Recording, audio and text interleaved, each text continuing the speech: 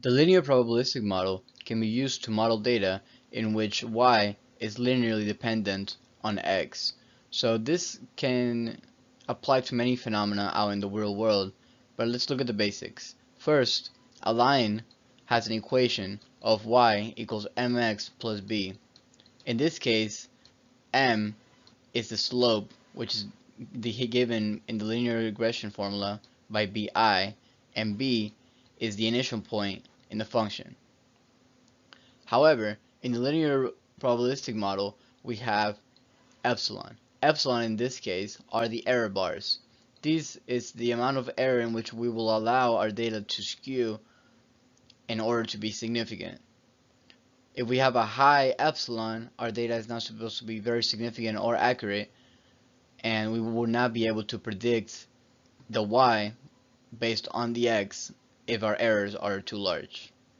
When looking at a regular engineering example, here we have a very simple phenomenon when it comes to light. We have a laser being incident onto two mirrors that are aligned onto this rail. In this rail, we have a photodetector measuring the power of the beam hitting the detector. The detector is going to be moving an x direction towards and back from the mirror.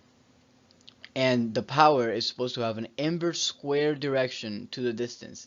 So it is supposed to be decreasing exponentially as x becomes larger or the distance becomes larger.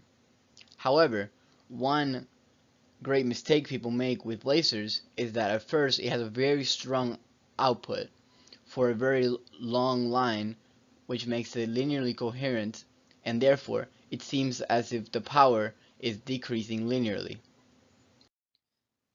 The reason I chose this example is because during the lab I mistakenly concluded that this was a linear relationship simply by looking at the numbers. However, this time I was actually able to graph it, and after graphing it I made a line of linear regression in which we simply just found the line of fit for the data given.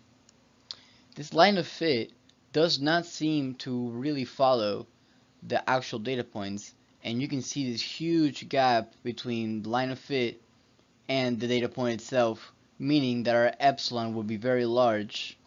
And because of this, if we were to use this line to approximate data points in the future without running actual experiments, we would find that all our measurements would be incorrect and inaccurate. So it is very important to be able to use the right model for the studies done.